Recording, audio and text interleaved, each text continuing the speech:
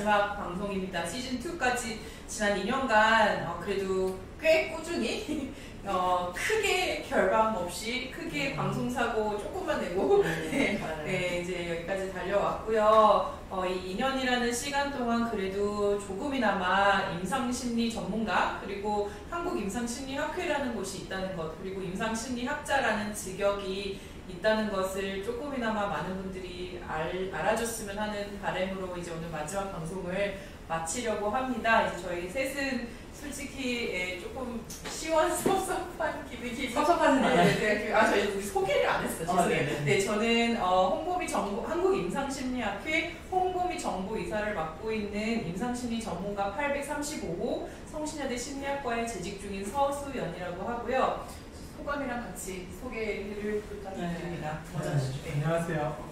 한국임상심리학회 정책 및 제도이사를 맡고 있는 최승원입니다.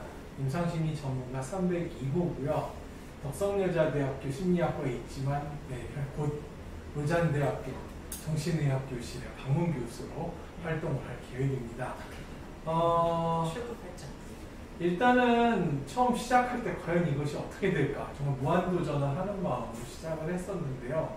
그래서 항상 이 프로그램을 찾아주시는 분들이 있다는 게 정말 큰 힘이 됐었던 것 같고 이 프로그램을 통해서 임상심리학이 어떤 것인지를 조금 제대로 알게 되신 분이 한 분이라도 있다면 그것으로 충분히 만족하는 그런 인연이었다고 생각합니다. 감사합니다.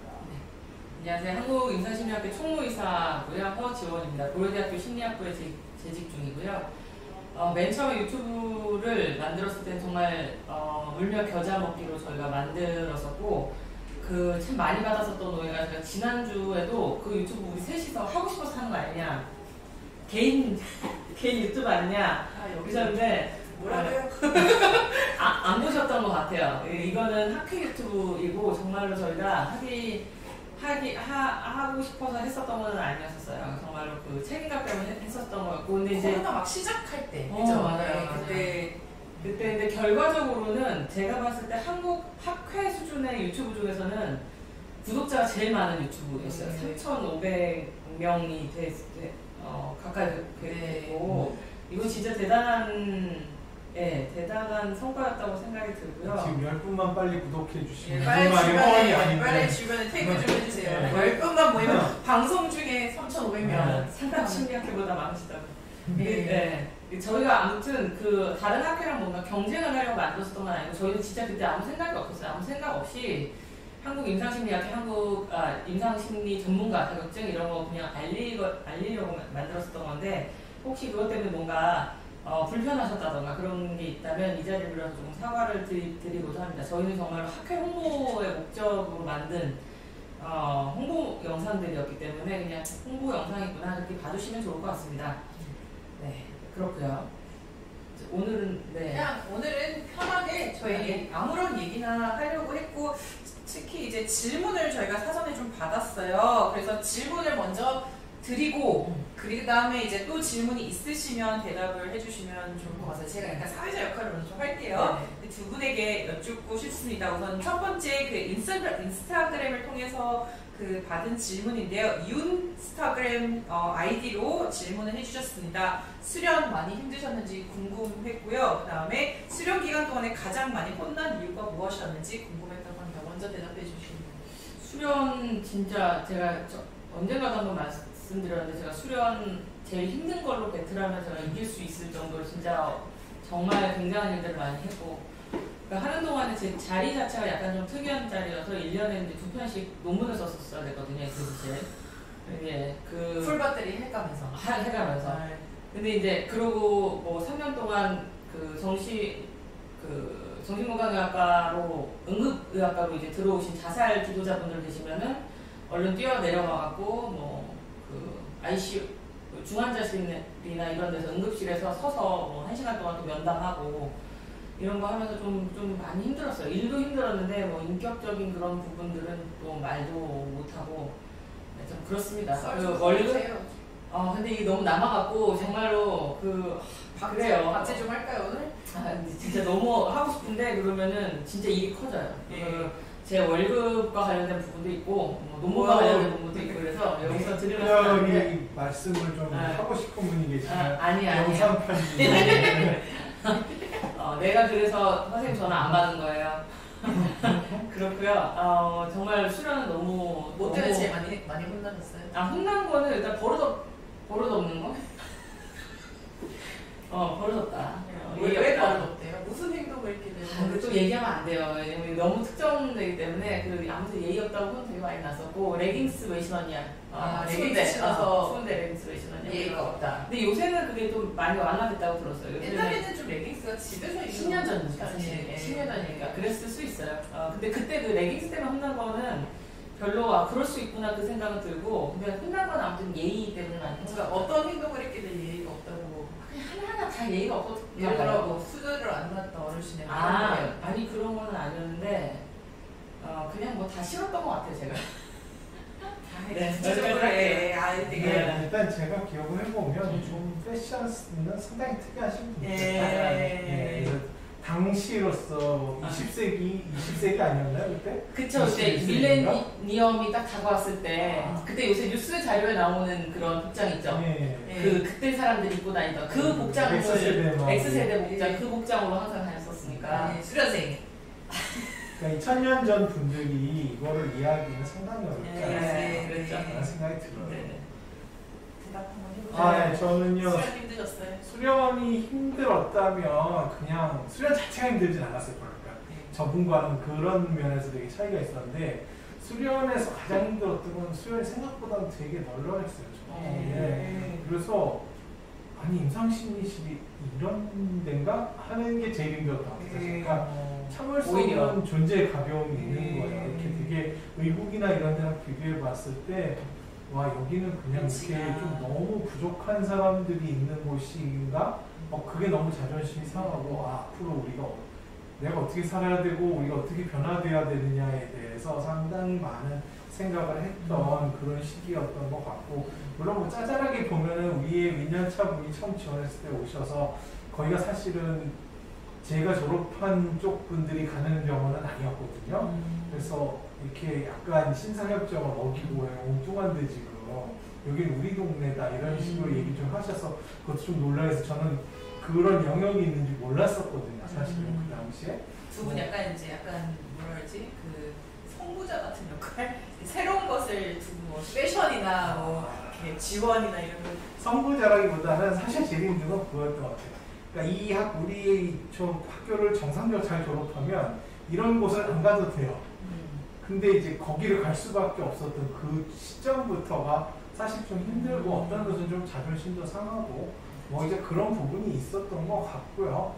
어쨌든 뭐 그렇지만 그래서 사실 더 각성도 많이 되고 아마 들으시는 분들이 어떤 의미인지 조금 못 와닿을 수도 있을 것 같은데 이제 저는 한국에서 수련을 받진 않았지만 아마도 지금 10년 전, 20년 전쯤의 수련이면 그때는 임상심리 그 실 자체가 자리가 완전히 많이 잡힌 그런 상태는 아니었을 것 같다는 생각이 들긴 말씀하신 것처럼 지금도 싹히 자리가 잡히지 않아요. 근데 지금보다 그때보다 좀 나아지지 않았을까요? 그때가 슈퍼바이저 선생님이 자리는 더 좋았었어요. 그때는 의대 교수님이셨거든요. 슈퍼바이저 선생님이. 네, 근데 약간 그런 걱정이 들더라고요. 이 자리 없어지겠구나라는 느낌이 상당히 많이 들었었어요. 실제로 없었고. 네, 실제로 없어졌죠. 뭐 저도 대답을 굳이 하자면 저는 미국에서 수련을 받았고요. 되게 우선 좀 두 분에 비해서 저는 되게 경험이 좀 좋은 편이었던 것 같기는 해요. 근데 다른 거보다 제가 하는 업무가요 병원의 수익이랑 전혀 관련이 없어요. 그래서 제가 버는 수익이 병원의 운영에 있어도 되고 없어도 되는 돈이라 이제 교육 중심의 대학교라서 그래서 뭐 예를 들어 풀밭들이 잘 못한다 그러면 그걸 배울 때까지 기다려주거나 뭐 이런 것들도 있었고 근데 저는 수련이 이렇게 변했으면 좋겠어요. 그냥 어쨌든 배우는 곳이잖아요. 처음 임상 현장이라는 곳을 배우는 곳이니까 이런 식으로 꼭 이 일을 하지 않아도 학생이 좀 수련생이 이런 것들을 할 수 있는 이런 기회가 주어졌으면 제일 좋겠다 이런 생각이 들었습니다. 저는 가장 많이 혼난 이유는 늦어서입니다. 네, 아침 해진이 7시 반이었는데 조금 잘 못 일어났고 저도 많이 늦었어요. 네. 두 번째 질문 드리겠습니다. 이제 5Y0님이 임상심리 전문가로 종사하면서 가장 힘들었던 부분은 어떤 부분인지 궁금하시다고 합니다. 임상심리 전문가로 종사하면서 가장 힘들었던 부분은요. 일이 너무 많았어요. 그러니까 일이 적을 수도 있는데요. 참 이 부분이 어렵더라고요. 그러니까 분명히 병원 안에서는 수련 감독자로서 애들을 지도하는 것에 대해서는 전혀 급여나 이런 게 책정이 되어 있지 않아요. 어떻게 보면 제 책임감으로 해야 되는 일이죠. 근데 이제 사실은 수련 프로그램을 보면은 1년간 시켜야 될 것들이 엄청나게 많거든요. 그러니까 그걸 정말 규정대로 하려고 그러면 어마어마하게 거의 대학의 강의만큼 뭐가 많이 있단 말이죠. 근데 이거를 현실적으로 나는 내가 할 임상일을 다 하면서 또 제가 소속돼 있었던 기관은 뭐 전문가라고 뭐 임상일을 안 보고 그러는 게 아니라 다 같이 하면서 또 이제 지도도 하고 수련도 시켜야 되는 분위기였기 때문에 작업량이 너무 많은 거예요. 그래서 정말 FM대로 수련을 시켰을 때는 항상 뭐 밤 한 10시, 11시 돼야 이제 오늘 집에 갈 수 있나 싶을 정도로 그 일이 끝나는 업무량이 맞아요. 과장한 상황이 되는 거죠. 네네. 근데 임상심리 전문가로서 제일 힘들었었던 건 학회를 하면서 임상심리 학회를 하면서 제일 힘들었지 않아. 많은 분들이 잘 오해하시는데 임상심리 학회 이사직은 일단은 무급 봉사직이고요. 네. 정말 많은 시간 하셨잖아요. 네. 일주일에 저희가 5일 일하는 건 아니지만 5일 출근을 한다고 할 때 거의 한 이틀은 그냥 학회를 하고 지내고 지금 방학 때도 지금 학회 관련돼서 회의도 너무 많고 거의 뭐 본업과 비슷하게 맞아요. 일을 하는 것 같고요. 맞아요. 굳이 생색을 한 가지 내보자면 저희 임상심리 전문가들 초기에 보면 편집이 되게 거지 같아요. 제가 해서 그런 거거든요. 시간 너무 많이 들어갔어요. 근데 이런 것처럼 이제 뭔가 자원 없이 이런 학회를 그렇죠. 하는 것도 좀 어려운 부분. 왜 이렇게까지 학회를 해야 되냐? 그냥 일단은 학회가 여러분들을 위해서 맞아요. 진짜로. 이게 많이들 오해하시는 게 교수님들은 학회 일을 하면 뭔가 크게 되게 명예로운 줄 알지만 전혀 명예는 아니고요. 그냥 열심히 그냥 봉사하는 직인 것 같아요.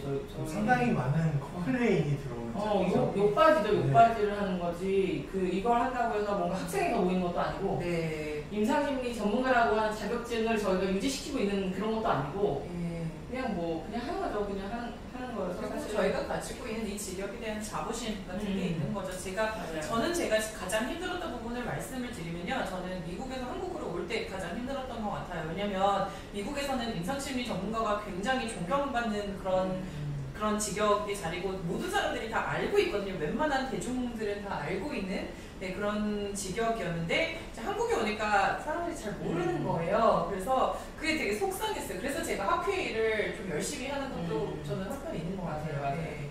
그래서 혹시 이거 보고 계시는 전문가 선생님들이나 수련 선생님들 계시면 꼭 이렇게 뭔가 좋은 일 있을 때마다 내가 임상심리 전문가다 이런 것들 좀 널리 알려주시면 좋을 것 같아요. 그리고 홍보 쪽에 많이 알려주세요. 저희도 이렇게 뭔가 많이 좀 널리 알리고 싶은데 이제 많이 나중에 되게 뒤늦게 알게 된 이런 경우도 되게 많은 것 같아요. 맞아요.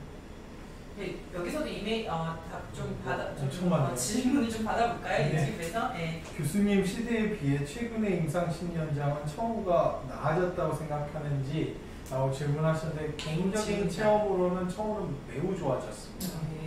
특히 평균 처우가 상당히 좋아졌다. 이제는 예전에는 진짜 무급수련 이런 것도 많았거든요. 여러분들이 지금 무급수련은 팽배하다 이런 얘기들 어디선가 잘못 듣고 계실 거예요. 근데 현실적으로 무급수련은 지금 노동법을 완전하게 무시하는 것이기 때문에 실질적으로는 어려워요. 거의 그냥 이거는 정말 큰 나중에 벌금을 물 각오를 하지 않으면 그렇게 할 수 없는 거라서 지금은 일단 수련에는 급여가 있어야 된다는 것이 상식이 됐다는 점에서 정말 좋아졌다고 생각합니다.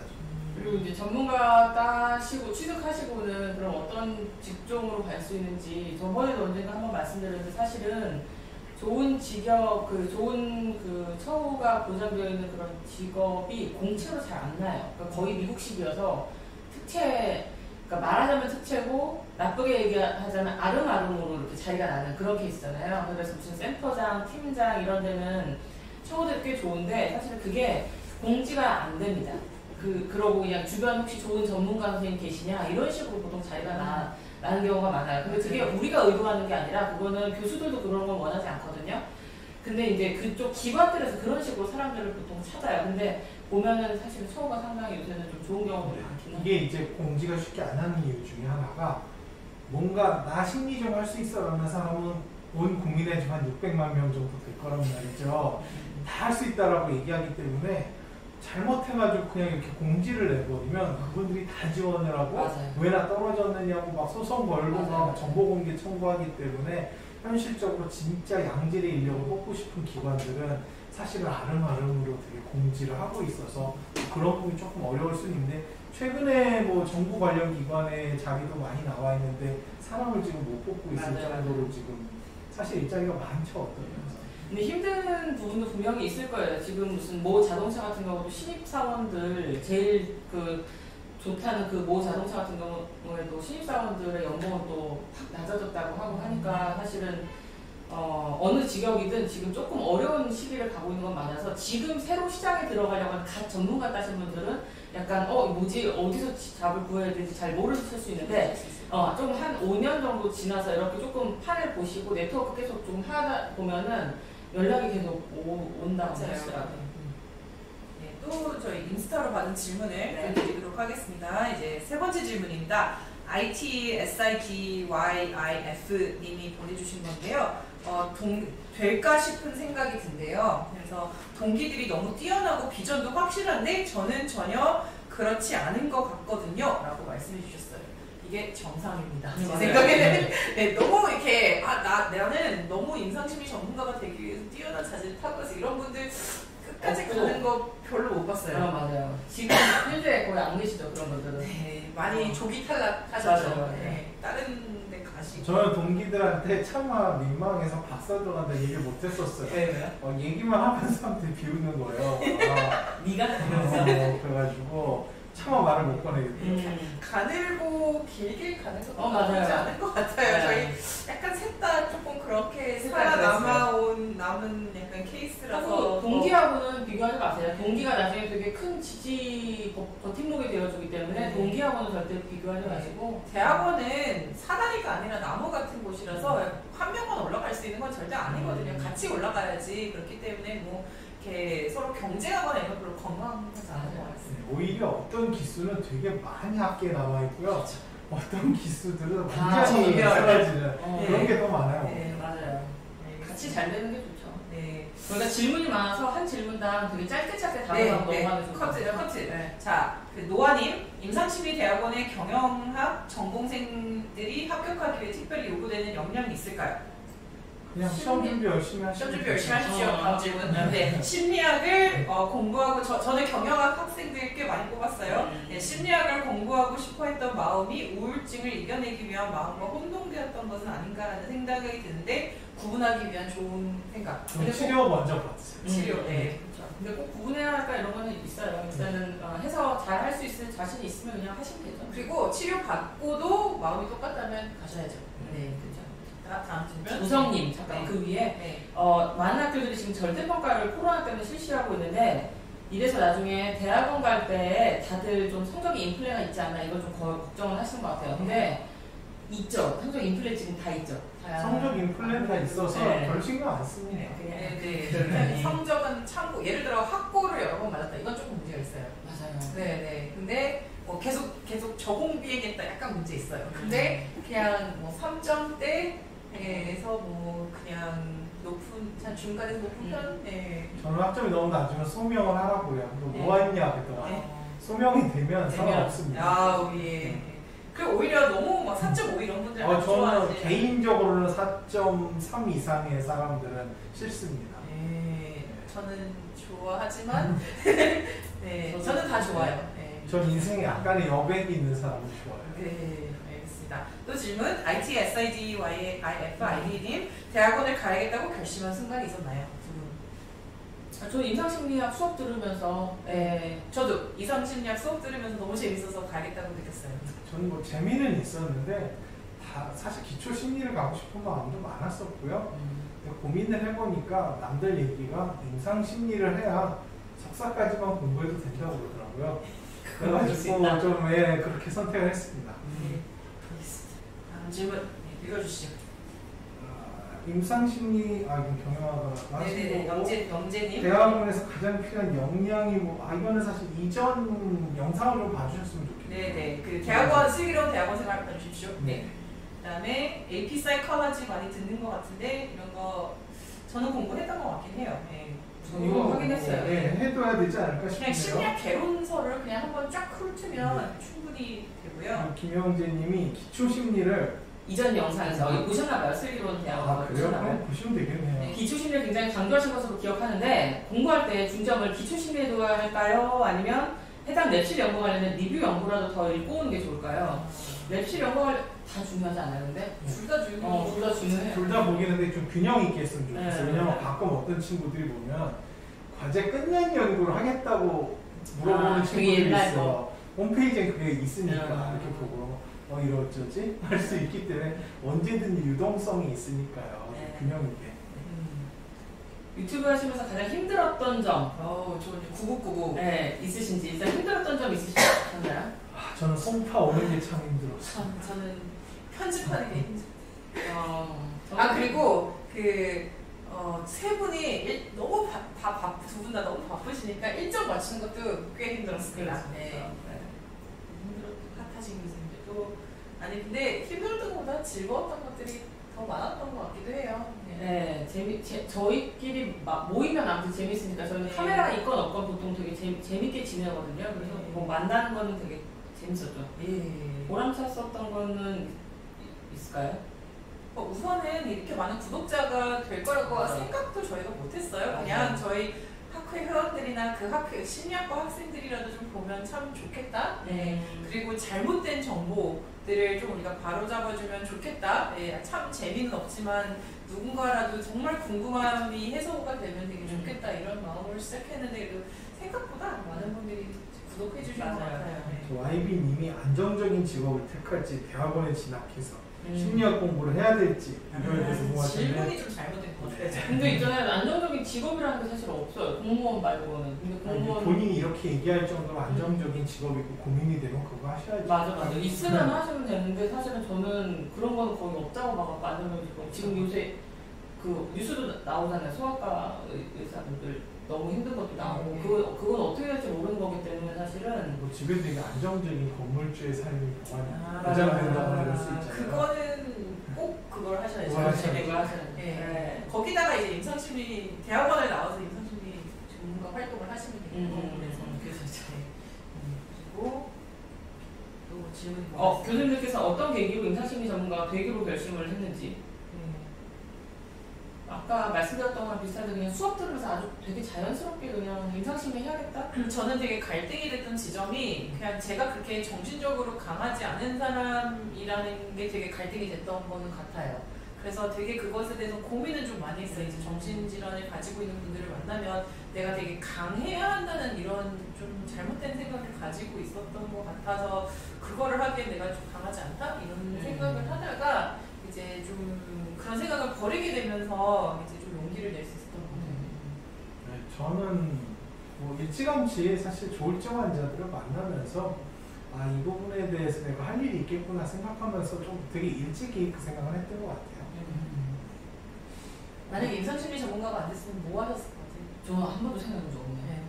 뭐 저는 예능 PD를 저는 원래 기자 되고 싶었거든요. 네, 저는 계속 학교에서도 언론사 학부 때 학생 때도 계속 언론사에 있어. 네, 학부 언론사. 다 미디어 쪽을. 네네네. 저는 김태호 씨는 아마 제가 일로 왔기 때문에 거기에서 활동. 그런 말씀. 네. 성공이니까. 스위스 가시니까. 그러니까 저는 한 번도 생각 안 해봐서 그런 것 같아요. 저는 글 쓰는 사람이 되고 싶다. 약간 이런 생각을 하고 싶었는데 그냥 논문을 쓰는 사람이 됐죠. 우성님이 고등학생 대상으로 심리학 분과에 대한 흥미를 조사한 적이 있었는데 임상심리학을 모르는 걸로 나왔군요. 근데 그러니까 다들 상담심리 이렇게 알고 있어요. 상담심리를 예술심리 이런 거 많이 보죠. 심리학 요즘 인지심리 좀 많이 아시는 것 같아요. 범죄심리도 많이 아시고. 그렇죠. 네. 뭐 임상심리 알리려고 저희가 그래서 이걸 시작했습니다. 네. 질문 너무 많아 밑에 깔았어요. 네, 빨리 자, 하성호님이 한국에서 임상심리 전문가 취득하고 미국으로 박사학위 받으러 가면 미국에서 자격증을 인정이 되나요? 안 됩니다. 안 됩니다. 네, 안 됩니다. 절대 안 됩니다. 네. 하지 마십시오. 제이미 케이님 상담심리를 전공하고 음악치료를 전공하게 되었는데 음악심리에서는 음악치료 같은 매체 치료를 어떻게 바라보는지 별로 궁금합니다. 안 좋아합니다. 네. 사실은 저희가 미술 치료도 별로 안 좋아합니다. 죄송해요. 제가 저희- 마지막 번호에 솔직하게. 저 이건 커밍아웃 하려고 저는 음악 치료를 하고 싶었어요. 학부 한 2학년 때쯤. 근데 심리학을 다 배우고 나니까 이걸 전공할 수 없겠더라고요. 네. 여기까지만 할게요. 그래요, 알겠어요. 자, 정치윤님. 미국에서 임상심리 석박사를 하고 수련을 하는 경우에 문화적 차이로 수련이 제한되거나 어려운 부분이 있나요? 뭐라고 했잖아 질문에. 미국에서 임상심리를 취득을 하시면 한국으로 왔을 때 네. 수련이 제한되거나 어려운 부분이 미국에서 임상심리가 미국에서 수련을 할 때? 미국에서 미국에서 어려운 부분이 있는지? 그러니까 미국에서 배우고 네. 한국에 왔더니 아니야, 그거 아닌 것 같아. 그러니까 여기서 살다가 미국으로 갔을 때. 자, 정치윤님 저 보조 질문 좀 추가해 주세요. 네. 근데 이거는 그 말씀인 것 같아요. 수련을 미국에서 이렇게 하고 있을 때 어렵냐? 당연히 너무 어렵고요. 어렵고. 당연히 어렵고 그럼에도 하신 분들 있으세요. 꽤 이제 해외 박사 이제 저는 약간 예외인 게 저는 어렸을 때 미국에서 살았기 영어가 더 때문에 편했고. 네네 저는 조금 예외인 것 같기는 한데 그럼에도 불구하고 굉장히 많은 문화적인 차이가 있었던 것 같아요. 왜냐면 저는 중고등학교, 대학교를 다 한국에서 나왔기 때문에 그럼에도 좀 이런 문화적인 차이가 있었던 것 같기는 한데 그냥 거기 가셔서 또 그냥 상담을 하시는 이런 분들도 있고 지금 제 친구들은 한국에 안 들어오고 그냥 미국에서 계속 활동하는 친구들도 있어요. 한국에서 이제 계속 있다가 유학 가신 분들 네, 그렇기 때문에 뭐 원하면 할 수 있다. 약간 이 정도의 대답이 힘들다. 힘들지만 할 수 있다. 왜냐면 한국 사람이 한국말로 상담을 와도 저희가 몇 번씩 물어봐야 되는 경우도 있고 네. 지역 차이나 문화적인 차이 때문에 저희가 같은 한국 사람인데도 캐치를 잘 못하는 경우도 있어요. 저희가 아무리 좋은 비유나 은유를 해도 못 받아들이는 경우도 있고 근데 그게 이제 언어가 다르고 배경이 다르고 그리고 문화 같은 거 좀 못 알아듣고 맞아요. 이런 것들이 좀 맞아요. 힘든 것 같긴 해요. 네. 천주현님이 이전에 그 악기 하신다는 분이셨을까요? 그 수험 불안이 좀 심하고 실기를 앞두고 있는데 수험 불안 이겨내기 위한 방법이 있는지 노출 치료밖에 없지. 약간 뭐 수험 처방도 받으셔야 인대놀, 인대놀. 네. 인대놀 너무 많이만 약물, 드시면 예, 약물 미리미리 드셔보시면서 용량 좀 어느 정도 적정한지 혼자 조금 느껴보시면서 약 네. 쓰시는 분도 노출 있고 치료나 사회 불안을 위한 인지행동 치료 이런 것도 한번 근데 찾아보세요. 지금 치료받기 조금 어려우시면 그냥 머릿속으로 계속 조금 상상하면서 일상 임상 심리 연구소로 문의해 주시면 네. 그리고 PPL을 마지막이라고 하는 김영배님 심리학 연구를 하려면 통계를 어느 정도로 깊게 알고 있어야 할까요? 요인 분석의 원리를 풀어놓은 책을 보니 행렬과 더불어 요상한 문제들이 튀어나온다. 근데 모르겠어요. 저희 고대 같은 경우에 지금은 그런 식으로 지필 검사는 없는데 원래는 그 공식 쓰게 했었거든요. 네, 그러면 웬만한 공식들은 다 쓰고 이제 통계도 좀 약간 한 3단계 정도가 있잖아요. 1단계가 뭐 상관, 기초 통계, 회귀, 아노바, 그다음에 뭐가 있지? 뭐 이런 게 있고 2단계가 이제 뭐 요인 분석, 구조방정식 이런 게 있고 3단계가 이제 인공지능, 머신러닝 이런 건데 저는 한 1단계 정도는 그래도 좀 어느 정도 이해도를 가지고 오는 게 저는 좋은 것 같아요. 기초 통계, 회귀, 그다음에 F, T, T 검증 이런 것들 이런 거는 그래도 어느 정도 상관관계 내기 이런 거는 좀 어느 정도는 저는 개념적으로도 조금 거꾸로도 생각해 보셨으면 좋겠어요. 거꾸로 어떻게 보냐면은 먼저 그냥 심리학 연구들 되게 많이 접하고 이것들을 내가 해보고 논문을 써보고 싶다라는 마음을 먼저 충만하게 갖기 시작하면 거기에 필요한 통계들이 되게 예뻐 보이고 재밌어 보일 수 있어요. 근데 이거를 막 통계 공식부터 먼저 보면 너무 힘들고 짜증나죠. 근데 막 요즘 보면 다시 딥러닝 이런 얘기도 나오고 그러면 이게 도대체 무슨 원리로 되는 걸까라는 생각이 들기 시작하면 그때 뭐 벡터가 나오고 또 그때 이해를 할 수 있거든요. 그때부터. 그러니까 좀 많은 관심을 가지고 여러 가지 연구를 접하시다 보면 자연스럽게 통계는 그냥 되게 애정을 가지고 할 수 있지 않을까 싶습니다. 네. 참고로 통계를 엄청 잘하시는 분들 중에 임상심리학자는 이렇게 약간 두 개는 많이 못 본 것 같아요. 네. 통계를 별로 안 좋아하는 분들이 많이 오는 직업인 것 같기도 합니다. 네.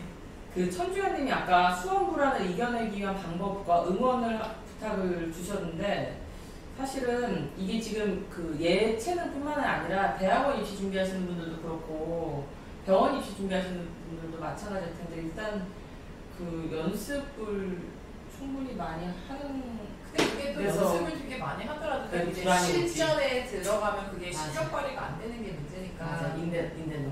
네. 파이팅. 네. 아무래도 치료를 받으시면 분명히 좋아집니다. 네. 약물 치료도 괜찮습니다. 명로그님, 아유 유튜브랑 밤의 심리학 책도 다 잘 보고 있는 구독자입니다. 네, 감사합니다. 검사를 심리검사를 한번 받아보고 싶었는데 적은 가격이 아니어서 한번 받을 때 제대로 받고 싶다. 어디서 어떻게 정보를 찾으면 좋을까요? 이메일을 보내주세요. 이메일을 보내면 목록을 어디 사시는 지역인지에 따라서 저희가 아니면 저희 한국임상심리학회 홈페이지에 들어가시면 이제 전문가 찾기라는 기능이 있습니다. 그래서 거기 들어가셔서 본인이 사는 지역에 가장 가까운 곳에 임상심리 전문가들이 계시는 곳에 찾아가셔도 되게 좋을 것 같아요. 네, 그래서 좀 추천을 받는 것보다 좀 본인이 보시고 다 홈페이지들이 있으니까 그 홈페이지들을 한번 보시고, 그래도 임상심리 전문가들이라면 제대로 된 수련과 굉장히 높은 기준의 여러 자격들을 가지고 있는 분들이라서 제 생각에는 충분히 그리고 저는 꼭 풀배터리를 받아야 되는가라는 것도 생각해 보셨으면 좋겠어요. 나를 이해하는 게 목적이면은 일단은 상담을 받으러 가셔서 나를 좀 이해해보고 싶다, 내 심리학 더 공부하고 싶은데 라고 하시면서 필요하면 거기서 검사들도 할 수 있거든요. 꼭 무조건 풀배터리 막 무슨 카드를 보고 이래야지만 내가 심리학자적인 어떤 기본 소양을 갖게 되는 건 아니라는 맞습니다. 네, 또 질문. 다음 질문. DDG님이 임상심리사가 꿈인 심리학과 학생인데 실무 중심과 연구 중심 랩실 간에 큰 차이가 있을까요? 실무 중심 랩실은 교수님이 사랑받고요. 연구 중심 랩실은 학생들이 많이 우울하죠. 좀 과격한 말씀을 드리면 실무 중심 랩은 없습니다. 그래. 실무 중심과 랩이 같은 단어로 묶이는 거는 사실 말이 안 되죠. 그러니까 요즘 좀 약간 좀 이렇게 좀 비하는 아니고요. 요즘 약간 좀 우스운 게 랩이 아닌데 랩이라고를 주장을 하더라고요. 그러니까 그냥 그 전공 누구 교수님 제자들일 뿐인데 그걸 랩이라고 부르는데 사실 랩은 연구가 돌아가고 있어요. 랩이. 연구실이잖아요. 연구실. 랩이 연구실이니까. 네. 그리고 보통은 이제 그 연구실에 매일 나와서 뭔가 일을 하기 위해서는 뭔가 또 연구 주제가 있어야 하고, 연구를 하려면 또 돈이 있어야 하고, 약간 이런 거이실 것 같아요. 실무 중심의 연구실은 잘 모르겠네요. 그러니까 실무 중심 연구실은, 그러니까 실무 중심 랩은 없습니다. 실무 중심 대학원 전공은 있습니다. 네, 그렇습니다. 마지막 방송이라는. 석사생 때 건강심리 주제로 연구하는 것이 졸업 후 병원 수료 준비에 안 좋은 건강심리. 근데 이 건강심리 주제가 되게 폭넓어요. 진짜 건강심리 주제면 상관이 없어요. 그런데 이게 약간 변질되고 있어서 좀 무슨 주제인지 조금 정확하게 알면 좋겠네요. 예를 들어 저는 건강심리 전공한 사람입니다. 그 임상 건강심리학자이고요. 저는 그래서 뭐 여러 가지 뭐 의학과 좀 심리학이 접목된 분야에서 있는 많은 뭐 수면이나 뭐 성이나 뭐 이런 여러 가지 만성 질환이나 이런 연구들을 많이 해왔고 병원에서 일할 때 되게 도움이 많이 됐어요. 왜냐면 대학원 때 실제로 병원에서 실습을 많이 나갔거든요. 이런 만성 질환 환자들이나 뭐 우울하신 분들 뭐 이런 분들을 많이 봤는데 근데 지금 말하시는 건강심리가 이 건강심리인지 잘 모르겠어요. 조금 잘못 알려져 있더라고요. 보면 국제적으로 생각하는 건강심리랑 우리나라에서 건강심리 한다고 하는 사람들이 하는 게 너무 달라요. 그게 진짜 건강심리라면 오히려 통상적으로 하는 임상심리 주제보다도 당신은 더 뛰어난 사람. 맞아요. 그래서 그 건강심리 관련된 외국 학술지 한번 찾아가 보셔서 가장 최근에 어떤 주제로 논문 나왔는지 한번 보시면 이게 진짜 건강심리구나 정말 아실 수 있어요. 그 헬스 사이콜로지라고 하는 학술지가 있고요. Annals of Behavioral Medicine이라고 하는 두 개 학술지가 약간 양대 산맥인데 특히 헬스 사이코로지는 아마 APA에서 나오는 미국 심리학회에서 나오는 걸 거예요. 거기에 가면 정기적으로 한 10년에 한 번씩 뭐 앞으로 우리의 10년은 뭐 이런 이제 약간 사설 같은 대가들이 쓰시는 글들이 있거든요. 이제 우리의 방향성은 약간 거기에 보면 이제 크게 주제가 어떤 것들인지를 좀 보실 수가 있어요. 물론 영어로 되어 있긴 하지만 그래도 좀 이렇게 크게 나의 길이 무엇인가, 앞으로 전망이 무엇인가를 알기에는 그런 것을 보는 게 가장 적합하고 가장 정확할 것 같습니다. 네. 정인호님이 딱 이거는 정 교수님이 답변해 주셨어요. 네, 미국에서 1년 수련을 포함한 PhD 과정까지 다 마친 후 한국에서 활동할 경우 어떤 자격증권이 까먹지 않았어요. 네, 좀 오래되긴 했는데요. 아직까지도 이게 똑같은 게 맞는지 모르겠는데 저는 미국에서는 박사를 받고 특히 제가 있었던 캘리포니아주 같은 경우에는 박사를 받고 1년 포닥을 한 다음에 시험을 보고 자격증이 주어졌어요. 그래서 저는 그 자격증을 다 포닥을 하고 자격증을 다 받고 한국에 들어왔고요. 한국에 들어와서는 임상심리 전문가 자격증을 취득하기 위해서는 1년 동안 임상심리 업계에서 활동을 해야 돼서 이제 활동을 열심히 한 후에 저는 임상심리 전문가 자격증을 취득을 했고 아직 저는 보건복지부 자격증은 없습니다. 그런데 이제 그것도 취득할 수 있는 방법이 저는 있다고 듣기는 했는데 지금도 여전히 이렇게 그냥 이렇게 전환이 되는지는 잘 모르겠어요. 이거는 학회에 문의를 해보시는 게 좋을 것 같습니다. 네. 전환되는 걸로 알고 있습니다. 네. 순문님 수련을 하고 전문가 취득하고 얼마 있다가 박사를 결정을 했냐, 왜 박사까지 땄냐 등등. 왜 박사? 그러니까 저는 전문가 취득하고 한 반년 동안 어린이병원에서 계속 있다가 그러다가 최 교수님이 박사나 해라 그러면서 갑자기 그 서울대에 뭐 이런 데가 생기고 MRI 기계도 아예 샀다 26억을 들여서 과가 사고 영어로 수업하고 영어로 행정일도 다 처리해야 되고 친구들끼리도 영어로 대화해야 되고 영어 유치원인가? 완전. 대학원생을 위한 영어 유치원인가? 노벨상 받으신 분들 모셔갖고 아예 그 패컬티를 딱 꾸렸고 이런 데가 있으니까 빨리 거기 지원해라 그렇게 알려주셔갖고 저는 거기에 갑자기 가서 진짜 은인이에요. 그래서 MRI 연구 그렇게 해서 만약에 잘 풀렸으면 이미지 잘못됐으면 아직 그냥 이방은 없어. 이방은 없어. 최 교수님 왜 갑자기 박사를 하신? 저는 수련을 받으면서 아까도 말씀드렸지만 너무 놀랐어요. 아니 이렇게 존재가 참을 수 없는 존재의 가벼움이라는 말을 그때 처음 익혔거든요. 그래서 빨리 공부를 더 해야겠다는 생각했어요. 내가 이 상태로 전문가로 어디에서 활동을 해서는 안 되겠다라는 생각이 많이 들어서 빨리 이제 공부를 하러 들어가기도 했고 사실 또 박사과정이 또 근데 뭘 좋은 걸 많이 가르쳐 주진 않아요. 그래서 저는 상당히 적극적으로 심지어는 저희 임상심리학 전공 아닌 막 전공이나 탁과 수업 같은 것도 타교에 가서 특히 이제 이 여대에 가서도 막 수업을 듣고 그랬었어요. 제가 그래서 혼자 듣는 남학생으로서 막 박사과정 때 수업도 듣고 막 그랬던 기억이 납니다. 상당히 공부가 너무 고팠던 것 같아요. 질문 엄청 많이 남았고 이승철님 상위권 대학원은 동대학이 아닌 타대학 학생을 잘 안 뽑는다는데 사실인가요? 근데 이거는 좀 그러니까 저는 만약에 고대니까 만약에 서울대에서 지원하거나 아니면 외국 대학 아이비리그에서 지원하면 그럼 그 친구들은 더 높은 대학에 그냥 뽑냐? 그렇지는 않아요. 왜냐면 내가 그 친구를 잘 모르고 내가 동대학을 뽑는 이유는 그냥 내가 그 친구를 아니까 어떤 친구인지 알잖아요. 학부 때부터 봤어요. 그 친구가 큰 결격사유가 없고 지원서도 잘 썼고 시험도 되게 잘 봤어요. 그러면 그 친구를 뽑게 되는 거지 이게 학교의 그런 문제가 아닌 거 불확실성이 조금 줄어드는 그런 문제. 하지만 타대를 잘 뽑진 않습니다. 저는 그렇지 않기는 하지만 본교에도 지원자가 너무 많잖아요. 그렇죠. 그리고 저는 잘 안 뽑기도 안 뽑고. 저도 동대학 학생들 제일 좋아해요. 동대학이 최고입니다. 우성님이 석박사 때 관심 가진 연구 주제가 지금까지 오냐? 그건 아니죠. 그냥 계속 바뀌지 않아요? 저는 지금 조금 제가 제일 많이 알려진 게 수면으로 제일 많이 알려졌는데요. 이걸 하기 시작한 게 포닥대입니다. 네, 석사 대학원 때 이거 수면 연구 하나도 안 했어요. 그냥 수련을 받다가 되게 수련 대가를 만나서 그분이 제 임상 슈퍼바이저였는데 그분이 이제 그때 그 R1이라고 하는 되게 큰 대형 연구를 하고 있었는데 제가 거기에 이제 학생 치료자였던 거예요. 근데 그게 너무 재밌었던 거예요. 그걸 배우면서 그래서 수련하고 싶어 이렇게 얘기했더니 포닥에 가서 수면이나 배워라 이렇게 하고 이제 던져주셔갖고 이제 이렇게 가게 됐는데 대체적으로 제 생각에는 석박사 때 연구 주제가 그렇게 중요한 것 같진 않아요. 연구 방법을 배우는 게 저는 중요한 것 같아요.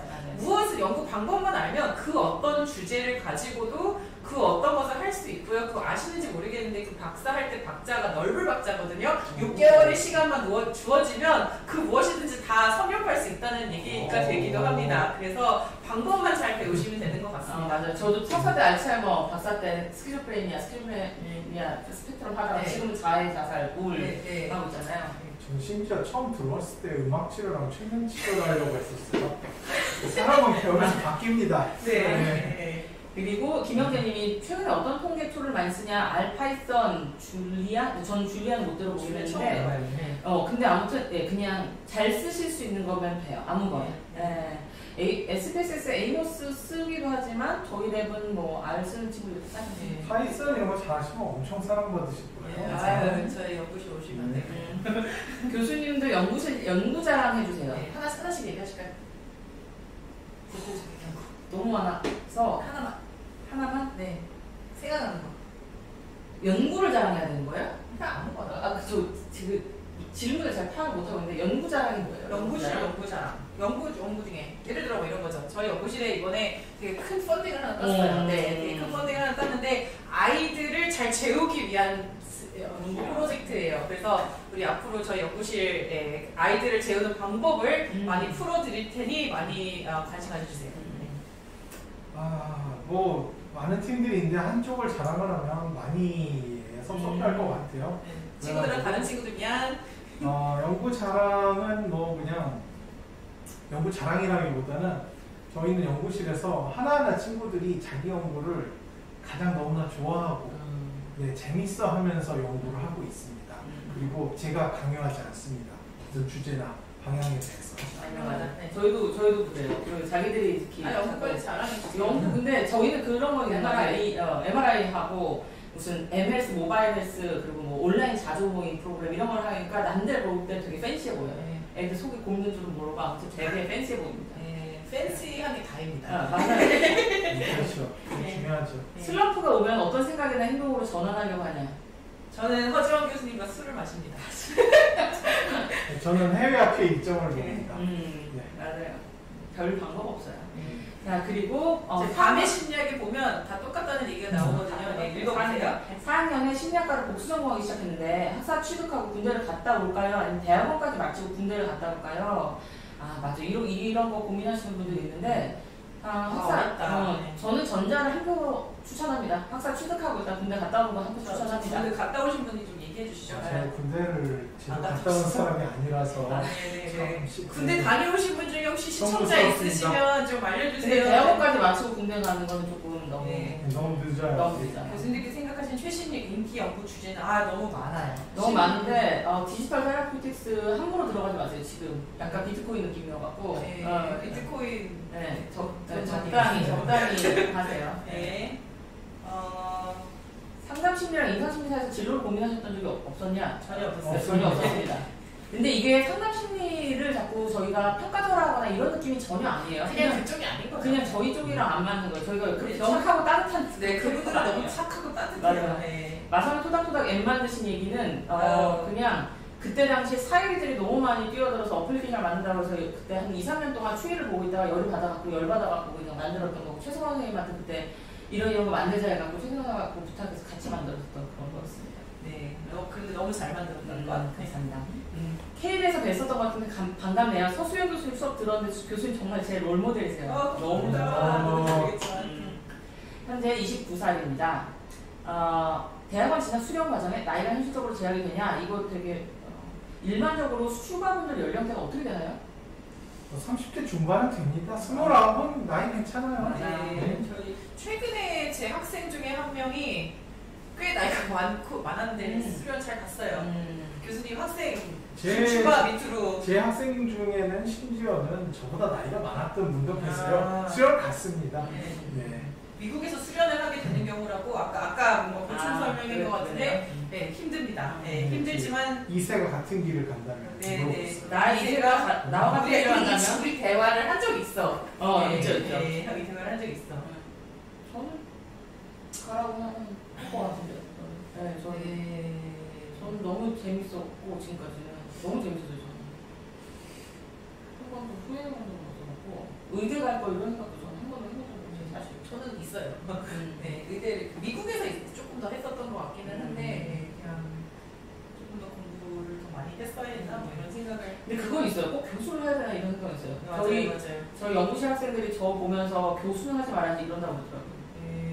그게 진짜 삶의 질이 너무 떨어지고. 근데 이게 지금 이제 두 분께서 저는 이미 많이 이제 노령층이 되었고 정년퇴임을 준비하고 있으니까 안 나시죠 그래도 어르신 우리나라도 네. 이제는 연구를 본업으로 할 수 있는 일자리들 좀 만들어 주셔야 돼요. 맞아요. 해주셔야 돼요. 저희는 진짜 연구하고 싶어서 교직에 온 케이스여서 맞습니다.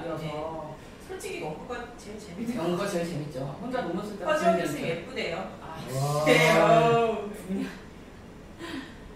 잠깐만. 그래서 어디까지 너무 많아. 그 맛있는 수박돌이님이 좋은 임상 심리학자들은 어떤 자질을 키우는 게 가장 중요할까요? 그 이전에 한번 봐주시고 정신치료 수가 개선 제도에 임상심리사의 인지능치료 권한이 빠졌는데 지금 병원에서 임상심리 전문가 상황은 전혀 달라지지 않았다고 그 슈퍼바이저 선생님이 삼성병원 슈퍼바이저 선생님이 막 전혀 달라지지 않았고 지금 잘 하고 있다. 똑같아요. 누가 그런 얘기를 하는지 심리치료 되게 잘하고 있고 그냥 우리 되게 잘하고 있다는 의심하면서 좀 그러셨어요. 권한은 늘 없었지만 늘 잘하고 있어요. 늘 잘하고 있었어요. 맞아요. 그리고 유사 자격증인 난문은 전문성을 가늠하기 어렵고 그런데 비전공자는 정말 알기 어렵겠다. 이 자격증이나 이런 것들이. 맞아요. 이런 문제에 개입하기 위한 움직임이 활발한 편인가요? 근데 이게 제가 정말 활발하게 했는데 제가 진짜 꼭 말씀드리고 싶은 게 보시고 계시는 전문가 수련생들 본인이 우리 학회의 엠베서더라는 생각으로 어디 가시면 꼭 저희 자격증에 대한 얘기를 좀 자부심을 가지고 많이 해주셨으면 좋겠어요. 저는 항상 대중가면이나 무슨 가면 때 그 제 이름이랑 제 소속 밑에 임상심리 전문가 835라고 저는 꼭 쓰거든요. 그래서 허지영 교수님이 쓰기 시작해서 저도 따라서 쓰기 시작한 건데 되게 좋은 것 같아요. 왜냐면 저는 뭐 되게 다양한 분들을 많이 만나게 되는데 그 되게 물어보시다 이거 무슨 자격증이냐는 되게 좋은 것 같아서 어디를 가시든 꼭 명함에도 꼭 쓰시고요. 맞아요. 네, 꼭 많이 알려주시고. 저희는 이제 학회를 진짜 안 할 거거든요. 진짜 너무 오랫동안 되게 많이 했어요. 그래가지고 진짜 말씀을 드리는데 학회를 위해서가 아니라 진짜 학회는 무급봉사직으로 진짜 너무 힘들게 돌아가는 기관이에요. 근데 학회가 해줄 일이 참 없기도 없는데 좀 그 개개인 회원분들이 조금 더 목소리를 많이 내주면 학회 일하시는 분들이 저희는 이제 끝이고 다음번에 일하시는 분들 조금 힘을 많이 받을 수 있을 것 같아요. 기술적인 문제로 전문가 식별 QR코드가 조금 늦어지고 있긴 한데 올해 꼭 출범할 겁니다. 좀 기다려 주십시오. QR코드도 저희 제작 중이고요. 그리고 빨리 친구들 10명만 데리고 오세요. 지금 방송 중에 3,500명 돌파하면 되게 좋을 것 같아요. 오은지님이 감사하다고 저희도 감사합니다. 하성우님이 사회심리학 전공자들이 사회에 영향을 미친 정도가 어느 정도냐? 되게 모호한지 모르겠는데. 근데 이거는 저는 제가 아는 분들은 굉장히 목소리를 많이 내시거든요. 그래서 사실은 사람마다 좀 다르지 않나요? 사회심리학 자체를 하시는 분이 너무 적은 것 같아요, 나라에서. 특이하게 사회심리학 하시는 분이 좀 약간 외향적이신 분들 좀 덜 하긴 덜 해요. 약간 이렇게 본인이 좀 부족한 부분을 공부한다라는 얘기를 하시는데 사회심리학자들은 별로 사회적이시지 않은 경우도 꽤 있는 것 같아요. 그렇지. 그런 거 있어요. 그리고 좀 사실은 노학회 한국심리학회가 사실은 사회심리를 가장 제일 앞에 내세워서 우리 심리학을 알려야 된다고 생각해요. 근데 좀 방향성을 엉뚱하게 잡고 있다라는 생각이 들어서 저 막방이니까 한국심리학회도 좀 자신들의 방향성을 제대로 가고 있는 걸 좀 고민해 보셨으면 좋겠어요. 김영재님, 이거 괜찮아요? 이거 괜찮습니다. 유진님 넘어갈게요. 의사와 하는 일이나 공부가 어떻게 다르냐? 엄청 다른데요. 의사는 약을 주고요. 저희는 심리치료, 심리평가, 자문, 연구. 뭐 훨씬 더 뭐 이런 완전 다른 일을 합니다. 일단 저희 인문사회대에 있습니다. 네, 저희는 사회과학대에 있어요. 저희는 심리학부. 근데 진짜 달라요. 정말 다릅니다. 김만인이 그거구나. 그 명록님 지금 한국임상심리학회 홈페이지 들어가는데 못 찾겠대요. 혹시 그 간사님 링크 좀 달아주세요. 임상심리사 앞으로 전망이 너무 임상심리사가 아닙니다. 임상심리학자입니다. 네. 임상심리 전문가. 네, 저희는 학자여서 연구를 꼭 해야 되는 혹은 최근의 연구에 대해서 계속해서 확인을 해야 되는 그런 직종이고요. 앞으로의 전망은 그냥 사실은 지금 코비드 이후에 거의 모든 직군이 다 거의 비슷한 상황이에요. 앞으로 뭐가 어떻게 될지 모르겠고 각자 개별 역량이 너무 다 달라져 있거든요. 그러니까 앞으로 K-팝이 어떻게 될 것인가 거의 그냥 그런 수준이에요. 그래서 앞으로 의사들 어떻게 될까요? 성악가 의사 어떻게 될까요? 혹은 지금 AI 시대에 뭐 판사 어떨까? 변호사 어떨까? 이런 거는 정말로 개개인 역량에 따라서 되게 다르기 때문에 본인이 어떤 마켓을 개척하느냐에 따라서 그리고 어떤 원천 기술을 갖고 있느냐에 따라서 정말 많이 달라질 거예요. 이거는. 임상심리학을 공부하면 하시면서 금전적인 어려움은 없으셨나요? 경제적으로 준비할 필요. 우리 이 얘기 예전에 한번 했었어요. 너무 어려웠습니다. 네, 너무 되게 돈가스 어려웠어요. 먹고 싶어서 맞아요. 되게 그건 힘들었던 고등학교 때. 그래요? 저는 많이 힘들었어요. 뭐 친구들 못 만났다 이런 얘기 하시던 것 같아요. 해외에 대해서 수련 앞두고 있는데 병원 수련 자리를 꼭 따고 싶어 요즘 걱정이 태산입니다. 로컬 학생들 사이에서 스탠드아웃 할 수 있으려면 해외대가 어디 해외인지 모르겠네. 해외가 거기가 네, 맞아요. 되게 나라마다 다를 것 같아요. 근데 너무 튀는 게 저는 좋은 건 아닌 것 같아요. 괜히 그 면접에 미국에서는 면접을 1박 2일 동안 수련생을 모르셨죠. 1박 거의 막 하루 종일 면접을 보거든요. 근데 되게 뭐라 그래야 되지? 이렇게 튀려고 하시는 분들이 있어요. 심지어 저는 저희 수련하러 올 때 막 되게 이상한 옷 입고 오시는 분들도 계시고 머리도 이상한 이게 미국 워낙 개성이 강한 문신 이런 문신 나쁜 건 아니지만 이제 너무 튀려고 노력하는데 그게 그렇게 좋게 작용을 한 것 같지는 않아요. 네, 그냥 평범하게 나쁘지 않은 것 같아요. 그리고 맛있는 수박도리님이 난 연구자가 되고 싶은데 연구자로서 사람들에게 다가가고 제 연구를 대중에게 알릴 수 있는 방법이 많은가요?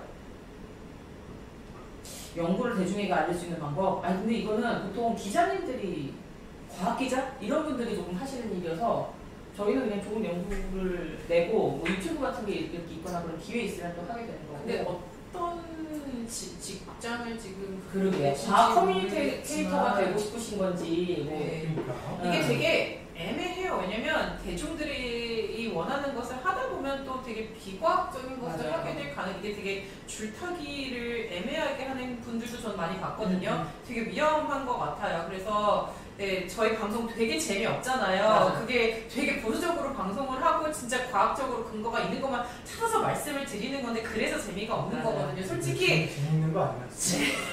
재밌게 하려면 얼마든지 재밌게 할 수 있어요. 맞아요. 뻥치고 MSG 가정하고 뭐 MBTI 이렇고 MBTI 이런 지렁 앞에 있으면 막 이래요 이러면서 오버하면서 얘기할 수 있겠죠. 근데 그런 거 하는 게 이제 과학적인 건 아니라고 생각하니까 맞아요. 그런 건데 잘 생각해보세요. 네. 아직은 심리학 커뮤니케이터라고 할 만한 사람이 없는 것 같아요. 그렇죠. 심리 썰을 하는 자가 임상심리 쪽에서는 임상심리 쪽에서는 조금 없는 것 같아요.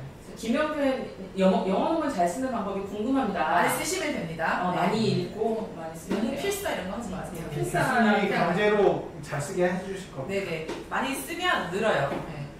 연구자를 하려면 고3 수학 선택에서 확률과 통계를 해야 되나요? 아니요. 그거 배워봤자 까먹어요. 어차피. 그렇게까지 안 해요. 그때쯤 돼서 수포자가 되잖아요, 사실. 이승철님 착하고 따뜻해. 우리 임상 쪽은 아니라는 거. 아이고 수모님 누구실까? 성함이 누굴까?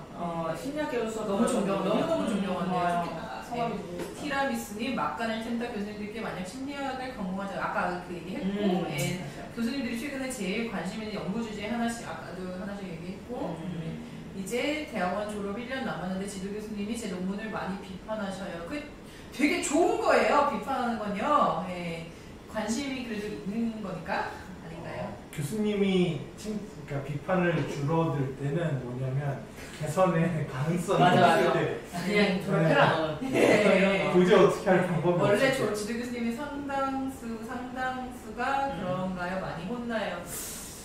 네, 저는 혼내는 거는 교수님마다 너무 달라서 되게 다른 것 같은데 그것도 학생의 성향에 따라서도 받아들이는 것도 되게 다른 것 같아요. 저는 맞아요. 잔소리 좀 많이 하는 편인 것 같아요. 네, 되게 힘이 없어지면 못할 것 같아요. 맞아.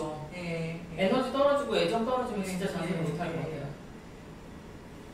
그리고 노아님, 제가 임상심리 전문가를 찾아가서 상담을 받은 지 3일가 되었는데 신체 중심에다가 MMPI 검사에서 우울과 불안이 좀 높게 나와서 제 우울증이 이걸 앓고 다만 심각한 병리는 지금은 상담심리 전문가의 상담은 어떤 차이가 있는지 잘 모르겠습니다.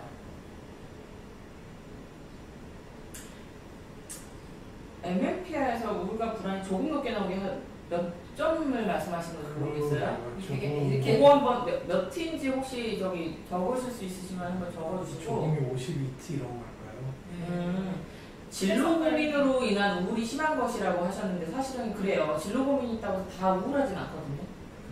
그러니까 그 지금 메커니즘이 어떤 식으로 지금 돌아가고 있는지를 봐야 될 것 같아요. 근데 그걸 보려면 일단은 지금 봐주고 계신 선생님하고 좀 같이 보시다가 지금 3회기면 너무 짧긴 짧아요. 한 5회기라도 원래님 받아서 지금 괜찮으면 바꾸실 필요는 없는데 뭔가 문제가 많다 싶으면 뭐 교체를 생각해야겠죠. 주위에서 농담 삼아 연예인 상담을 해보라고 이야기를 들었어요. 사소한 질문일 수 있지만 연예인처럼 연예인은 모르는데 나는 연예인을 매체를 통해 알고 있는 경우에도 이중관계예요. 아니요, 그건 이중관계는 아니고요. 왜 연예인 상담을 하고 싶으신지는 잘 모르겠어요. 맞아요. 네, 왜냐면 연예인 상담 하잖아요. 외부에 가서 연예인 상담했다고 얘기 못해요. 저는 못해요. 스탠포드 대학교에서 할리우드에서 배우들이 올라와서 상담받고 그렇게 해도 누구도 얘기 전혀 못해요. 그거 하는 게 좀. 왜 그거를 하시 그냥 어디 가서 하고 싶다고 얘기를 하고. 그거 얘기를 했다가 나중에 뒷감당을 어떻게 하시나요? 비밀보장성 위반입니다. 그리고 다소 재밌다고. 제너TV님 저 직장인인데 다음 뒤가 무엇인지 궁금합니다. 수현님, 박서연님 나는 아는 박서연님 같은데. 네, 나는 아는 박서연님. 또 교수님 존경합니다. 시우리은님 팔에 타투가 있는데 수련차로 모여나 취직할 때 학회 내에서 불이익이냐? 전혀 없어요. 제 제자 중에 타투 둘이 있었습니다. 다 잘 나가 있어요. 가리기만 하면 될 것 같아요, 진짜. 잘 그러니까 이게 다른 것보다 그 내담자를 만날 때 너무 이렇게 크게 있었거나 이러면 좀 이렇게 자극이 될 수가 있어요. 그런 것도 있고 이렇게 뭐라 그러지? 편견을 가지고 막 그런 경우들이 있어서 미국에서도 이제 타투 있는 사람 진짜 많잖아요. 근데 그냥 가리고 잠깐 들어가라고 얘기를 했던 것 같아요. 우선 이미 본인이 하고 싶은 건 아니고 그냥 궁금해졌다. 이중관계에 대해서 내가 아니 그거는 이중관계라고 생각해요. 이제 우리 질문 빠르게 다 했나요? 3분 남았어요. 3분 남았습니다. 마지막으로 질문 딱 한 개 더 받고 혹시 여기 이 질문 다 끝났어요? 네, 마지막 질문이 하나가 더 있었는데 잠깐만요. 그 사이에 또 질문이 들어온 게 있는지 한번. 최근에 근데 잠깐만 이예원님 우울할 때도 무기력할 때도 많은 편인데 제 마인드를 잘 컨트롤하지 못하는 것이 훗날 이 직업을 가지게 돼서 괜찮을지. 근데 이거는 저는 훈련 받으면서 많이 나는 편이고 제 우울감이나 무기력감이나 이런 것들 제가 다루는 방법을 좀 알게 돼갖고 그거는 별 상관없는데 저희 쪽 공부가 쉬운 공부는 아니기 때문에 조금 그거는 위험 요소로 작용할 수 있어요. 그래서 그거는 전문가 선생님하고 좀 오랫동안 상담 진행하시면서 본인의 역량을 조금 확인을 해보셔야 될 것 같아요. 그 전문가님들의 취미가 무엇인지 궁금하다는 질문이 올라왔습니다. 저는 저 논문 읽는 거 취미여갖고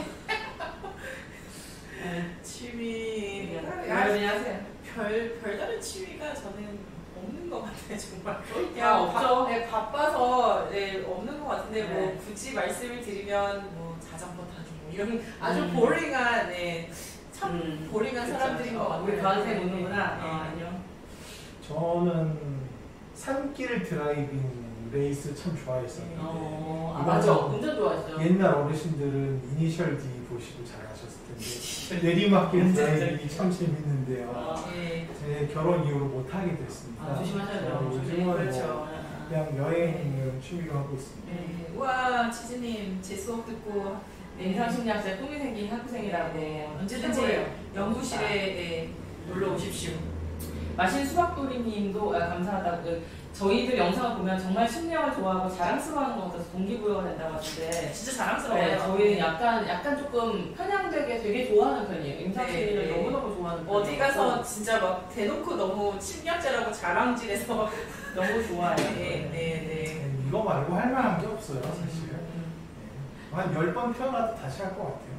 맞아요. 네, 맞습니다. 김민주님도 누굴까? 나중에 저한테 그 이메일 주시고 연락도 주시고 하세요. 오늘이 네. 시간이 다 됐어요. 이제 59분이고 마지막 방송입니다. 제가 지난 2년간 많이 처음부터 끝까지 다 봐주신 분들도 계신 것 같아요. 진짜 되게 아이디도 되게 낯익고 이러시는 분들이 계신데 너무 감사드리고, 여러분들도 혹시 심리학을 꿈꾸고 계신 분들이나 아니면 지금 심리학자를 수련 중이시거나 지금 활동 중이신 분들은 네, 저희처럼 좀 자랑스럽게 활동을 하시면 좋을 것 같습니다. 마지막 한 말씀 하시죠.